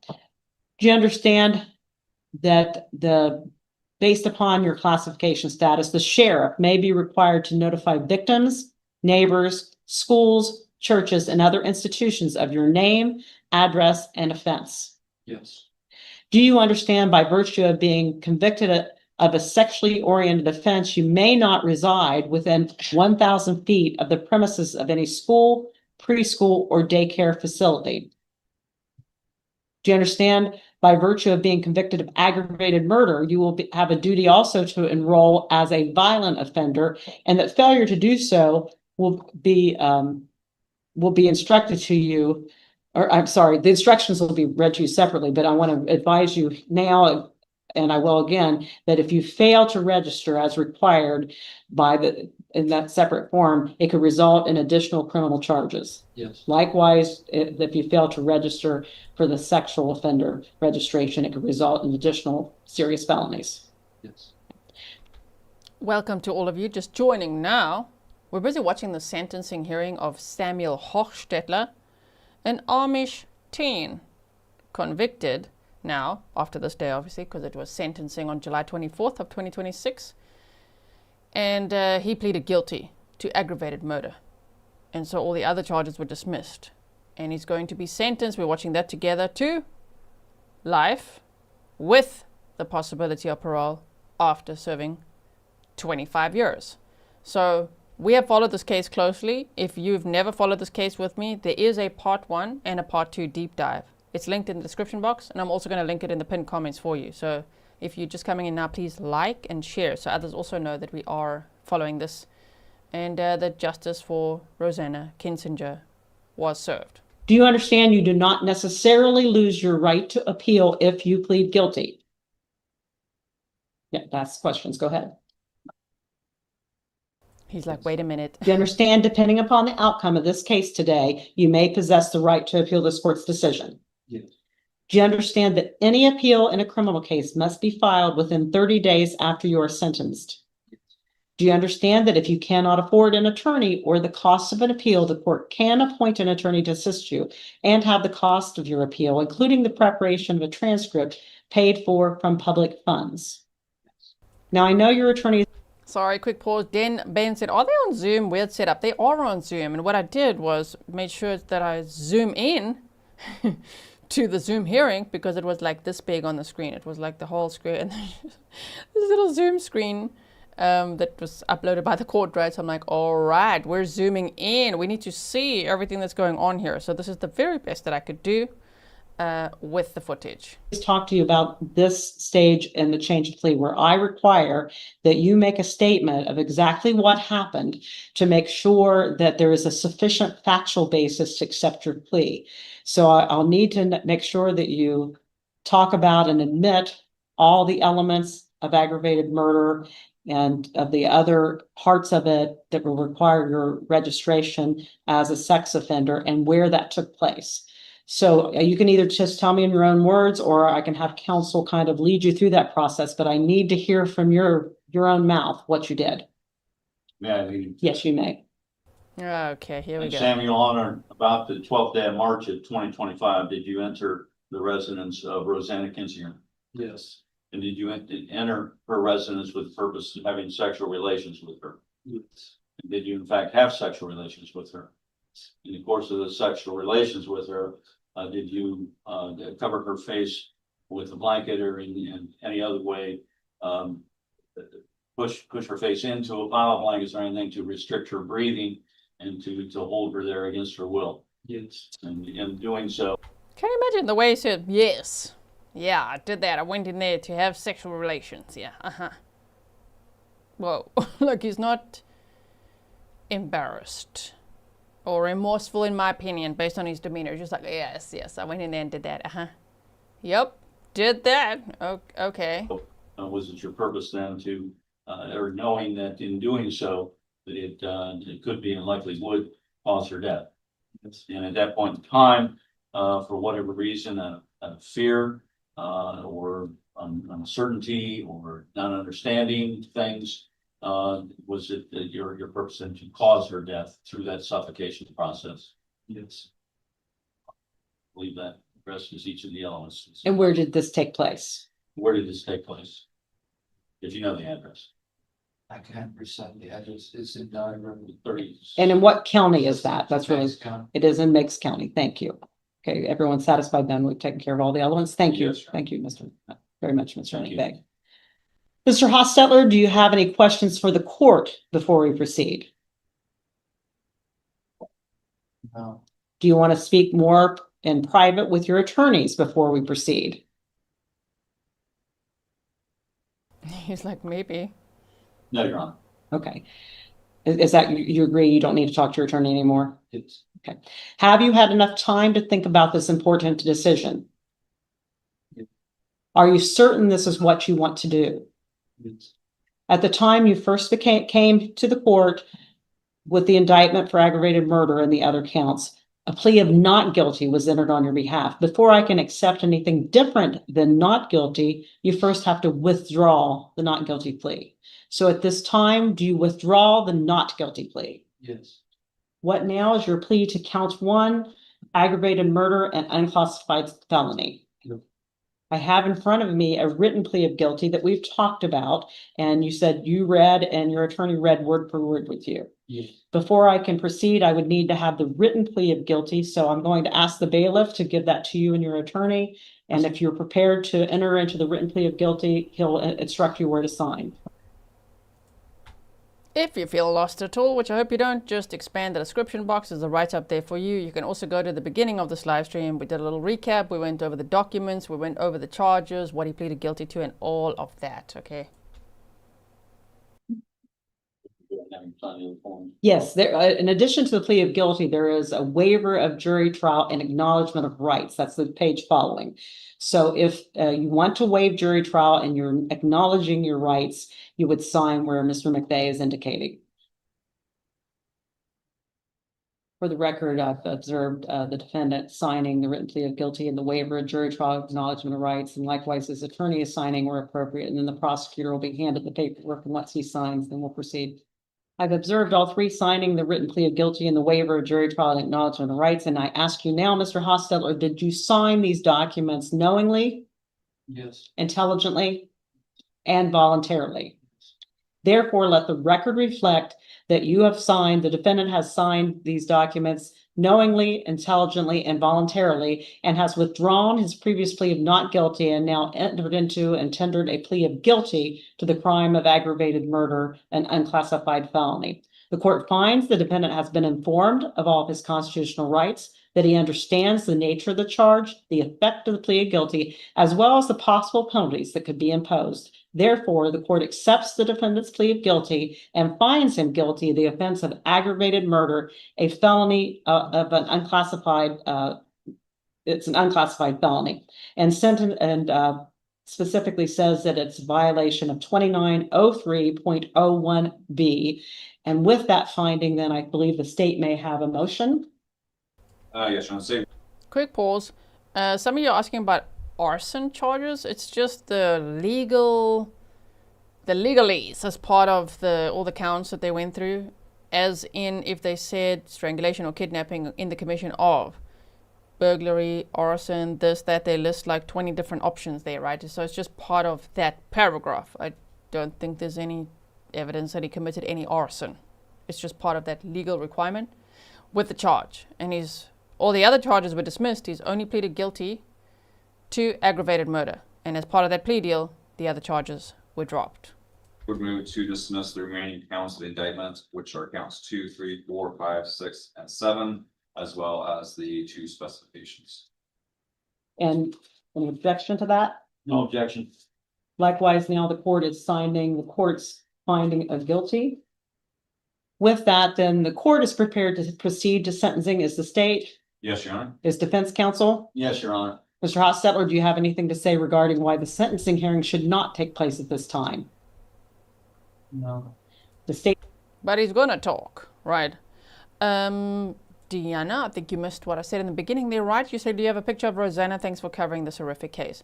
There are no pictures of the victim in this case because of the Amish community rules. In fact, they even redacted her name from the documents. So unfortunately, we do not have a picture of her. Anytime I have a picture of the victim, I will of course put it there so we can always see who the case is about, you know, who it's really about. It's not the focus on him, you know what I mean? Who's the victim, justice for them, and focus on them. But in this case, unfortunately, I don't have a picture to share with you. At least we do know her name, Rosanna Kinsinger, and she was 28 years old, and she was making baskets and soap and living in the small Amish community in Meigs County, Ohio. There were only about 30 people living in the small community, families from Missouri, and we've learned a little bit about her along the way, just from some of the reporting, right? So I went over more of that in part 1, which again is linked for you. But yeah, unfortunately, I don't have a picture of her. Its position again on sentencing is? Yeah, sure. The state would ask the court to adopt the agreement of the parties, which is that he would be sentenced to life in prison with the possibility of parole after 25 years. That could be assessed court costs. That could be required to register as a violent offender and as a tier 3 sex offender. Thank you. And given the nature of this charge, of course, there would be survivors of the victim. And at this time, does anyone want to make a statement or read any statement or come forward? If so, I can certainly turn the cameras off. My understanding after speaking with individuals prior to coming on the record is that no one at that time wished to speak. And Rosanna's father wished that you just read the letter in private. In private? Okay, you don't want it read into the record? Okay, then, yes. Thank you. I've read it and you don't want me to read any of it out loud. Oh, that's fine. I appreciate the words. See, even the victim impact statements are private. No photos, her name redacted from documents, and the victim impact statements from the victim's father. They don't want that read into the record, so we don't get to hear it. Very, very well spoken. Thank you very much. With that then, defense counsel. Your Honor, I'll keep my remarks brief in light of the fact that I made some mitigatory statements earlier when we were talking about the facts of the case.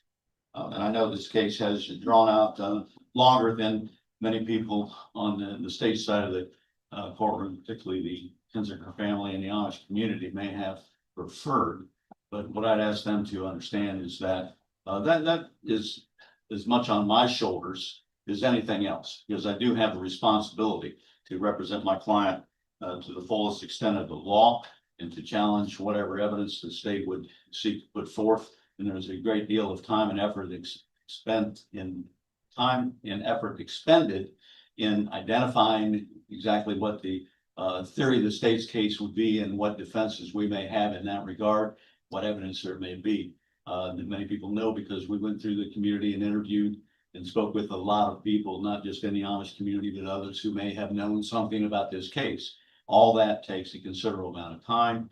And I know that they would have liked for Samuel to come forward to make confession and admission, repentance and seek forgiveness. And trust me, over the past 14 months, there were many occasions on which I believe he would have been prepared to do that.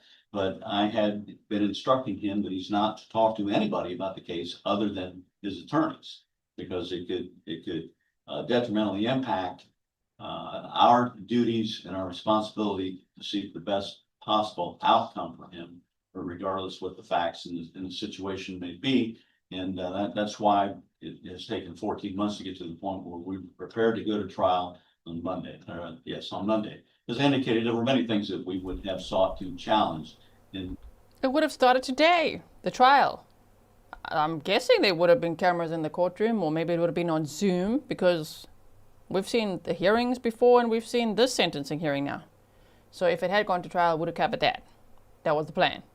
The presentation of the state's case, and I think with some fair degree of credibility, we've been able to challenge things. But again, he has accepted responsibility. He has expressed remorse to me on many occasions, and obviously has stipulated and made statements, agreed to sufficient facts to prove each element of the offense to which he has pled guilty. I believe Mr. Hochstetler may have some remarks he would like to make. Beyond that, we would respectfully request the court to follow the joint recommendation of the parties. I think Mr. Stanley outlined very well and quite sufficiently in his remarks in presenting his summary of the case that this is in the best interest of justice. And given the way a jury may have interpreted certain facts or certain things as presented, it makes perfect sense for the sentence that has been jointly recommended by the parties. Again, we respectfully ask the court to follow that recommendation. As to court costs, we understand that we agreed that court costs would be assessed to Mr. Hochstetler. The only thing I would ask is that collection on those costs be deferred until some point in time, which he would be released and be able to earn money in order to pay those, as to have those costs coming off his books. I don't know that he will have anything more than limited contributions to his commissary accounts and things like that. Although, with this being on the internet, never doubt the fans that he'll have. That's unfortunate. All killers do. That's so gross. They have fans writing to them, sending them money. Oh my, okay. For the many years that he will be in prison, and they would suggest that in collecting from his commissary, that is as much a punishment of those people who would seek to provide funds so that he could buy soap and toothpaste and some of the necessities of life that ODRC does not provide, as opposed to just being an additional punishment to him and not having funds available to expend those types of things. And what else? We kind of like the additional punishment, sir. We like that angle because Rosanna's life was taken. She's not here to even continue to make the wonderful soap that she was making. Whoa, and here they're talking about buying soap. You get your prison-issued, mint-free soap. Sorry, that reminds me of that story that I told you guys when Mr. Grizzly and I traveled to Mauritius. If you like behind-the-scenes content, that's all on Patreon, right? And on members, the playlist. But I had taken a Nivea cream because it's the same shape as my toothpaste. I brushed my teeth with that for a moment. It was horrible. And I'm like, this is what prison toothpaste would be like. It was so bad because you watch people that have been in prison, then they make all these YouTube videos and they say what it's like. And it's like, ooh, that toothpaste is just like horrible. There's like no mint in it. There's just, the soap is, everything's horrible. So I understand that they would want commissary, but we don't want him to have it. You took someone's life violently while essaying them. I don't think so. Or take that into consideration for those reasons. Thank you. Good, thank you. Mr. Hochstetler, now's the time for you to, if you want to make any statements on your own behalf or to present any information and mitigation of punishment. Your attorney indicated you may want to make such a statement so that the survivors can hear that. He's welcome to come up here because then that he can look them in the eye and say it if you want him to. Oh my, look at his face. And I think he would just be able to stand here and maybe hold the mic. Okay, that's fine. He can hold the mic, though, which means we'll have to turn that mic off, I think, or he'll have to hold that one up. We have the wireless one. I just want to make sure, let's turn the air conditioning temperature up so it's. And imagine if he just starts rapping now, we'll be like, what? We did not see that coming. Anyway, grab the mic. Okay, what are you going to say now? It's not loud, so the family and friends and neighbors can hear him. I know it's awkward, but it will help them to hear your words if you'll talk into that, even though it's not something you typically would do.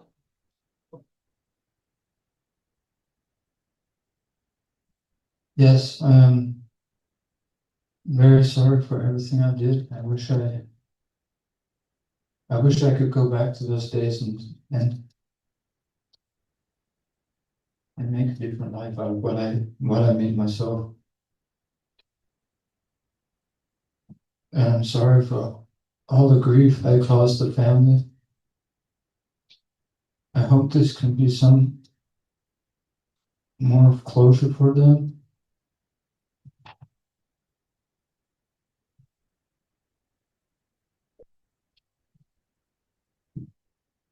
I deeply regret for your loss of your family, your daughter, and the sister or brother that they had.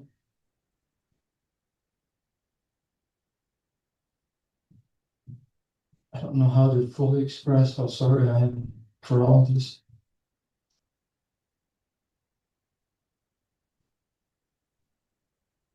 I know your life will never be the same again without her.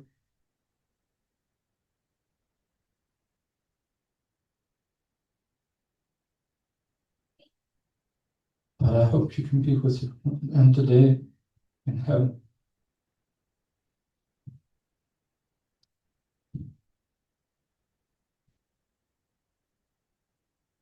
I hope this doesn't turn you away from God. I hope you stay strong. I don't want to cause anything like that for you.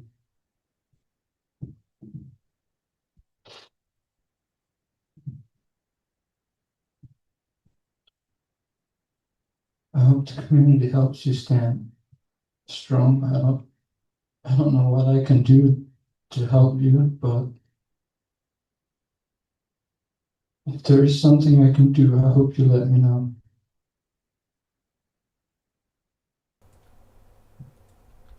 Sure you will, because you want them to forgive you so you can get commissary money while you serve your time.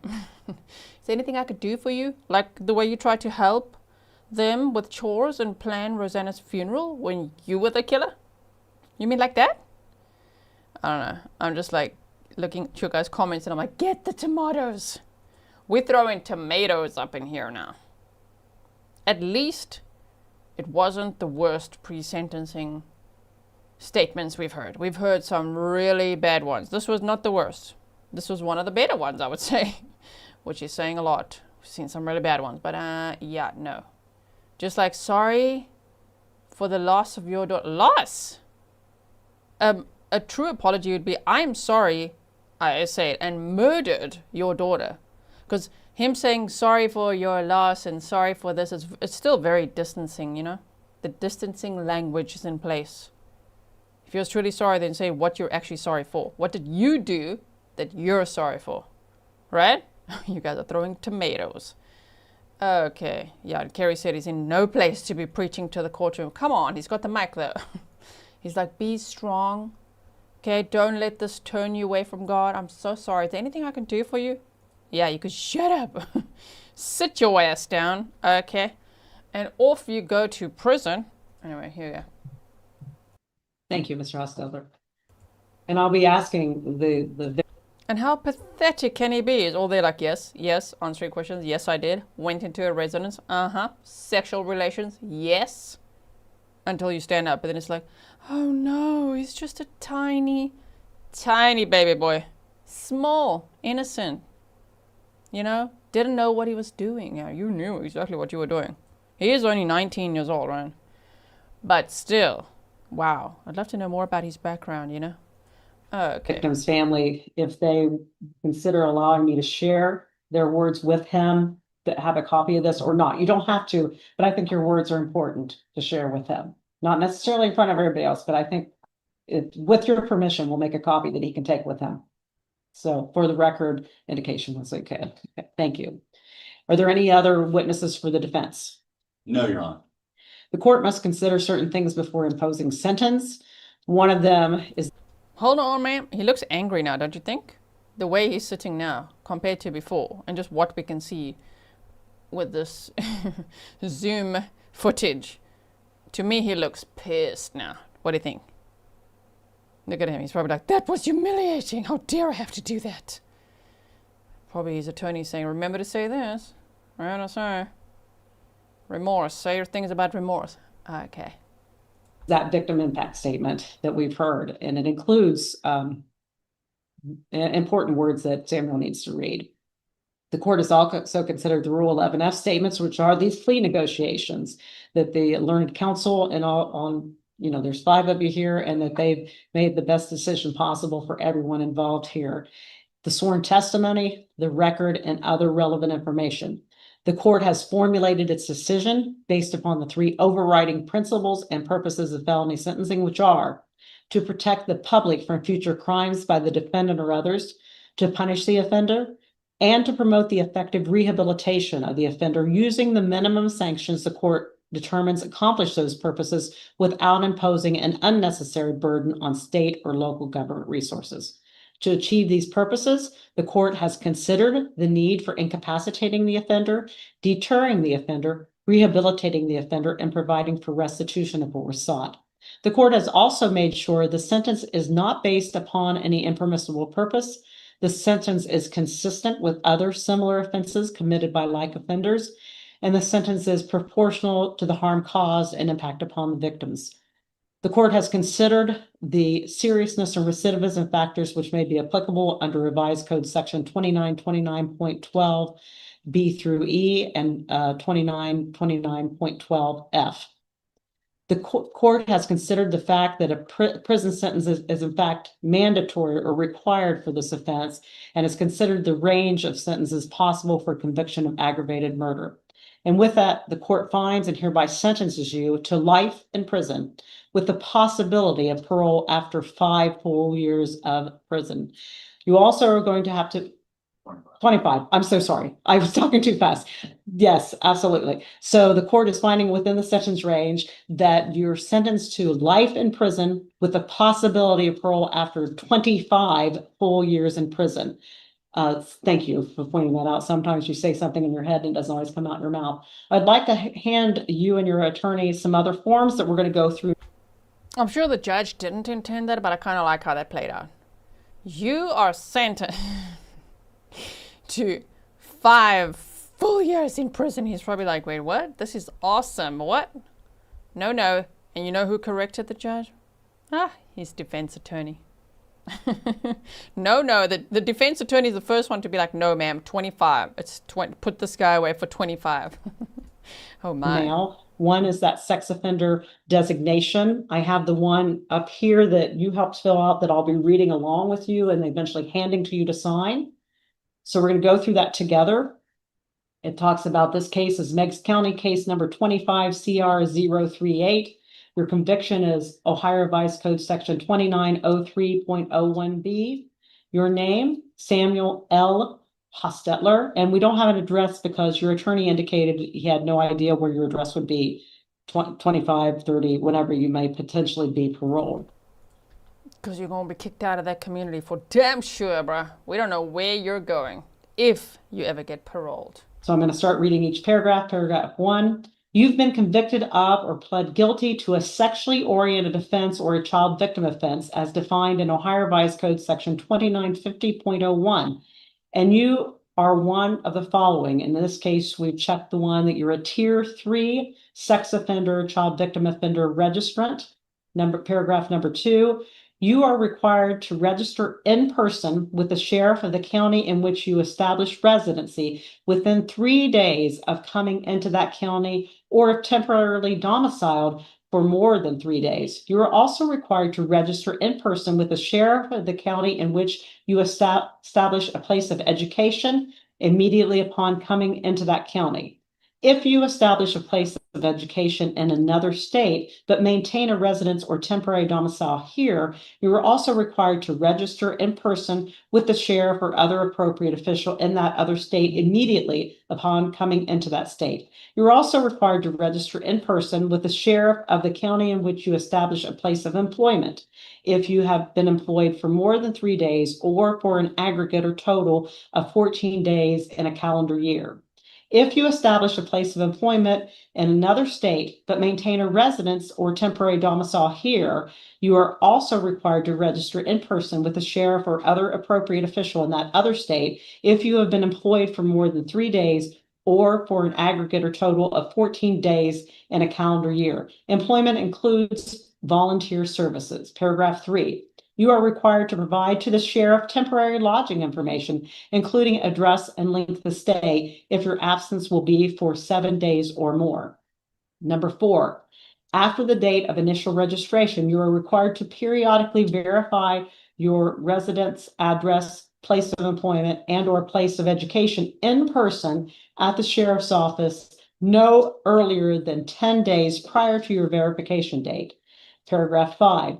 If you change residence, address, place of employment, and or place of education, you shall provide written notice of that change to the sheriff with whom you most recently registered and to the sheriff in the county in which you intend to reside or establish a place of employment and or place of education at least 20 days prior to any change or no later than 3 days after change of employment.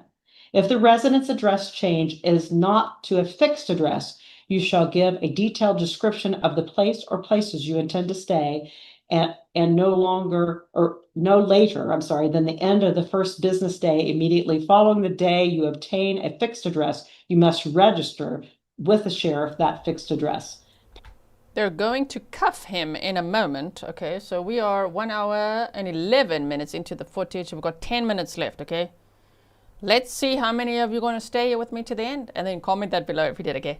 If you watch on the replay, damn, thank you so much. If you watch the replay and you're still watching at this point of the video, comment that below. Thank you so much. Okay, so we've got 10 minutes left. Within this 10 minutes, they're going to handcuff him and walk him out. He's already all chained up and everything, you know.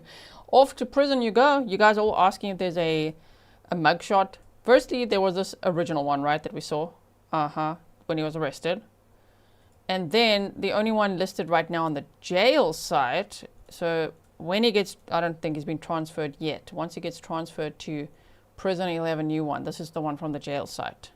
So that's what we have right now. So we haven't seen a buzz cut yet, but probably will once he gets transferred.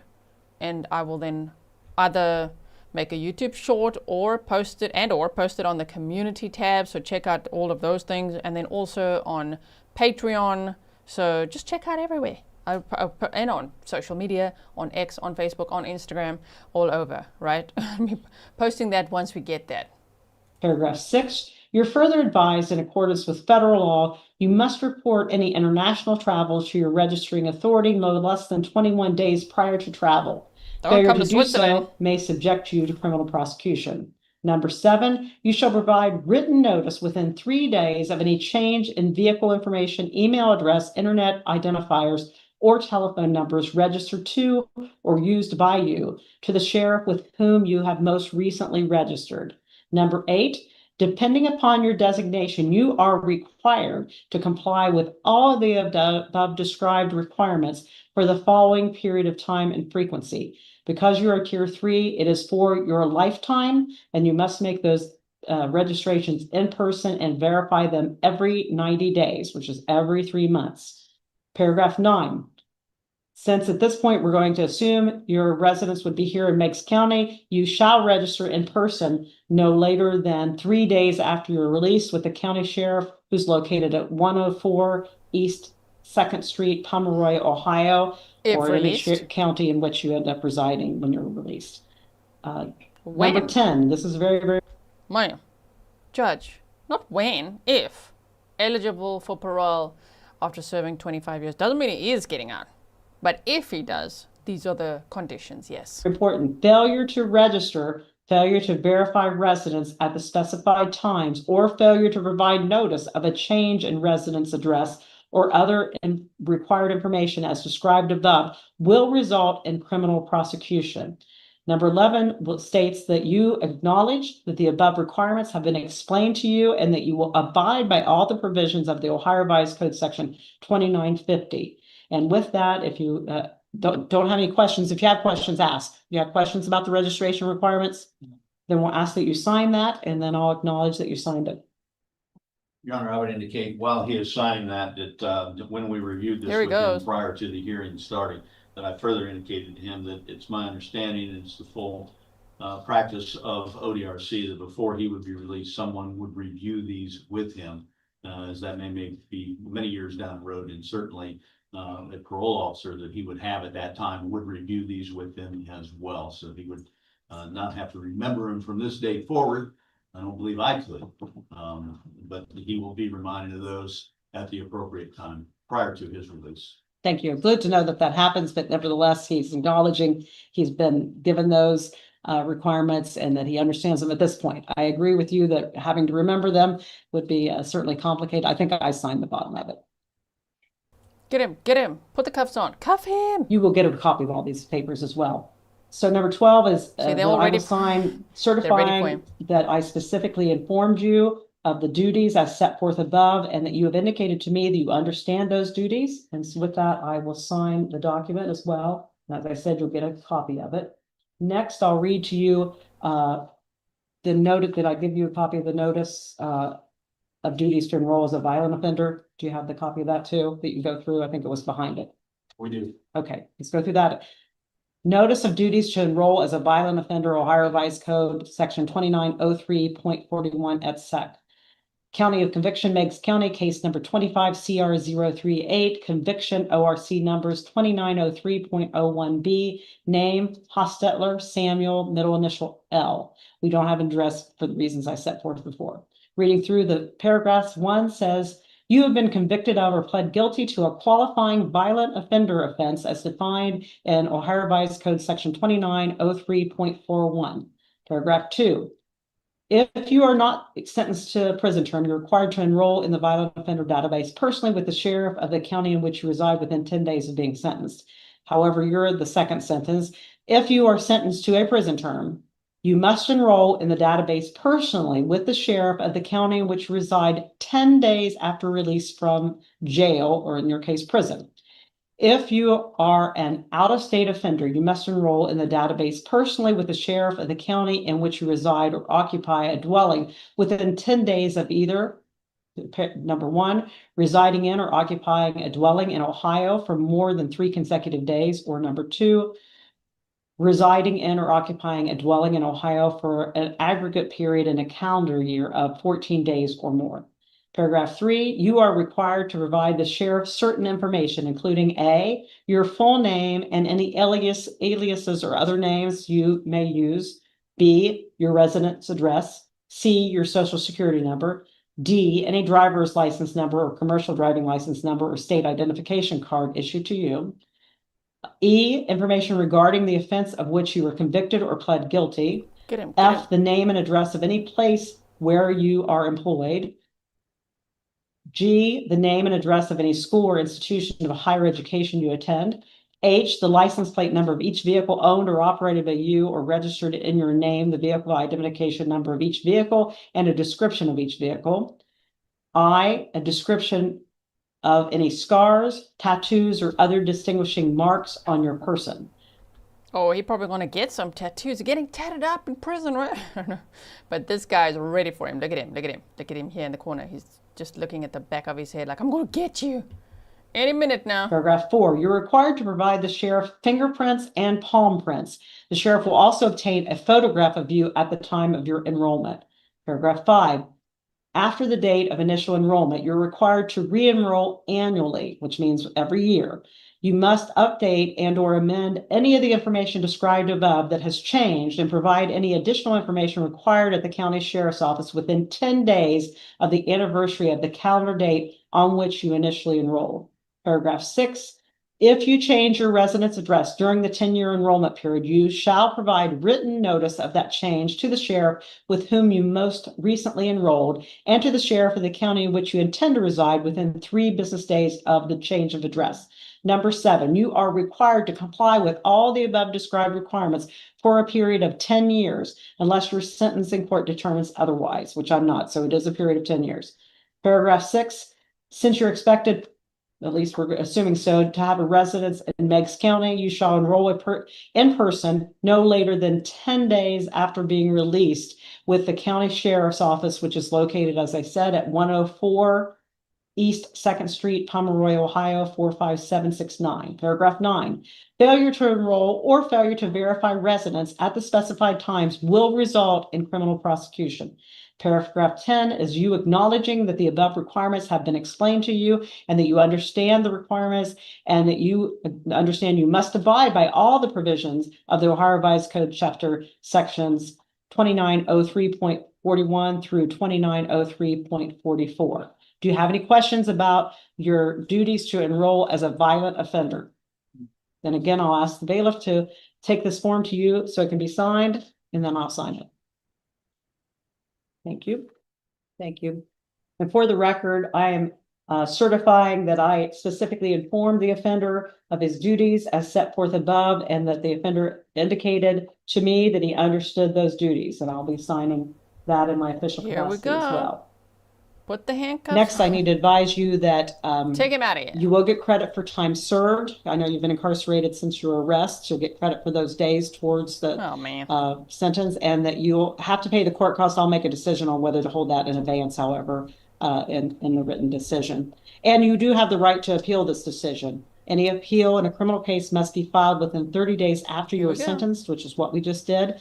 If you cannot afford an attorney or the cost of an appeal, the court can appoint an attorney to assist you and have the cost of your appeal, including the preparation of a transcript, paid for from public funds. Do you have any questions for me? No. Okay, you will be remanded to the custody of Here the we Meigs go. County Sheriff, who will then transport you to the reception center, and then you'll be incarcerated for at least 25 full years.